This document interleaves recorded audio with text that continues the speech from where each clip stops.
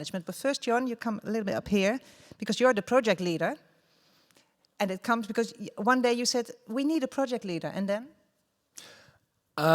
So basically, it worked in a way that I think you were searching for an architect. And so at that time, I'm still not an architect. Almost. Almost an architect. But I said, I can be your architect if you like. So then we started designing. And so then we came across a lot of problems as it goes.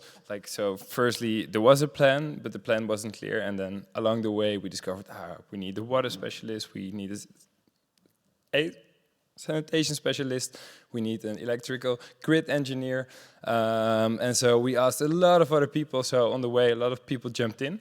And finally, we are here. Hopefully. And then you said we need a project leader. Exactly. And she said. Then I'll be the project leader, if you like. I can be anything. Yeah, that's why you're here. I'm a kind of Barba Papa in that way. If everyone knows Barba Papa, but it's well, it can take all kinds of shapes every time. What is the main purpose, in your opinion?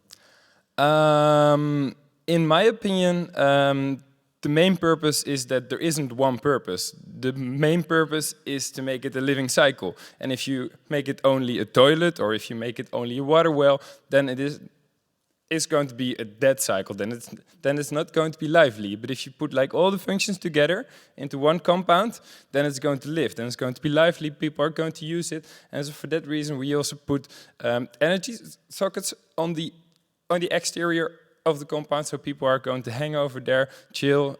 They can charge their phones, and in that way, it's going to be a living cycle instead of just. And they can learn also. There was also an idea even this week, I think, to make screens on it as well, where you can educate children. Here, this is where the water comes from, and be careful with it, of course. Be aware.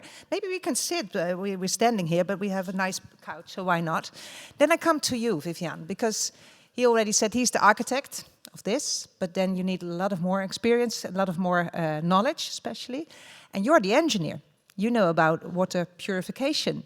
And you studied at IHE in Delft, wonderful place where 160 nationalities, I think, come together to learn about water management. It's really wonderful.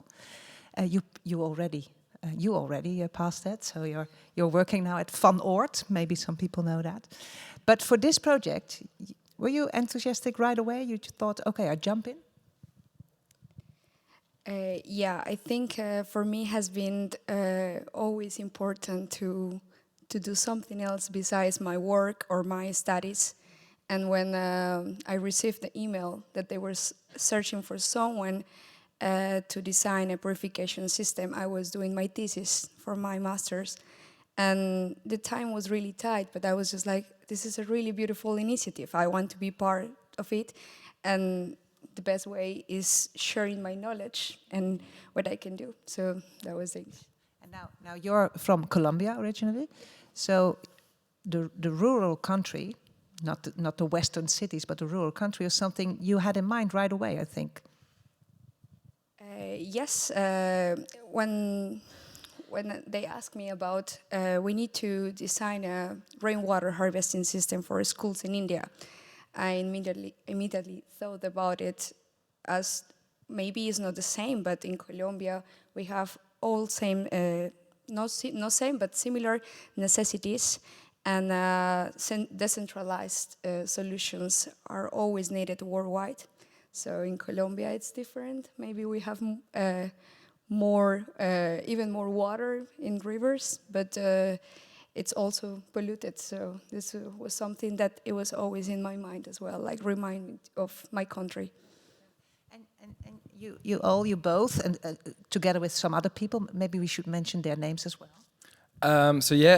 Since 5 weeks we also have an electrical grid engineer. He's Kartikejan, he's also from India, and so he's elaborating on the electricity grid.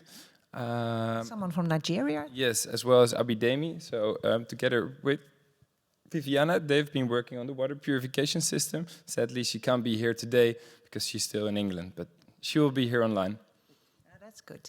And of course you can make it as innovative and high-tech as you want, but you didn't.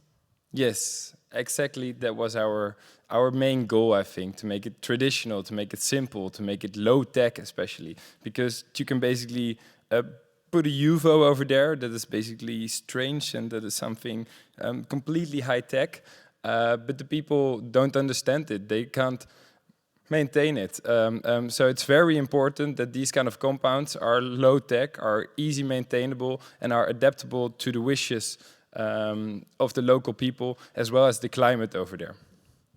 I don't want to get into the technique too much, but how does it work when the rain falls?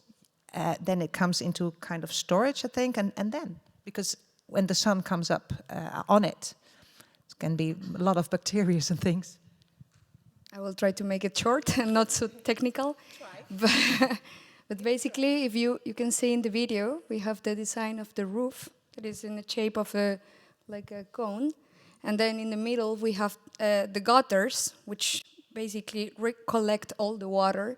And then on the pipe, we install a diverter, which basically what it does is when the rain event's coming, we can take the biggest sediments, like for example leaves or even stones, and it's about 3 liters. We take it out, and then the rest of the water enters into the compounds. Then we have it's a really basic design, but it's really useful. So it's a settling tank at the beginning, and then this is really just basic physics. It gets the water, and then all the sediments come out down into the water, and then the sludge can be removed. And after that, we have the slow sand filter that has different materials. And with these different materials, what we do is we take all the smaller sediments into the water, and finally, what we do is we do a disinfection system, and that's the part that I consider high-tech, but it's a UV system. And basically, we have this with lamps, what makes really to, the target is the viruses and the bacteria that we can't find in the water. So as soon as we use all of these, we have very good quality of drinking water, and that was our target. So wonderful. Yes, it really, I mean, I'm so impressed by what you're doing. And you too, I think. And because they also keep the basic, and it means, and it can be built in India itself. Yes, and in a very fast way. So Low cost.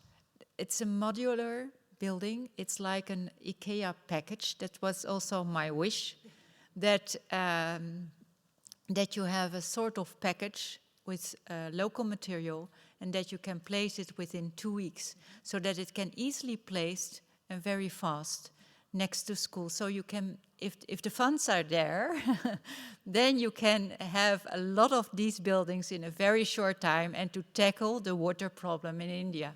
So we need the funds, but we have almost everything. When will it be? When will it be really prepared? It is prepared. We have the permission to place the first building at Palpung Sharabling monastic seat with the permission of His Holiness Taisito Rinpoche.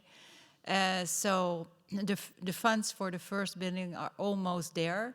So it takes 2 weeks, you know. That's it. She's always a bit too optimistic, isn't she? Yeah, I do think so, but that's a good.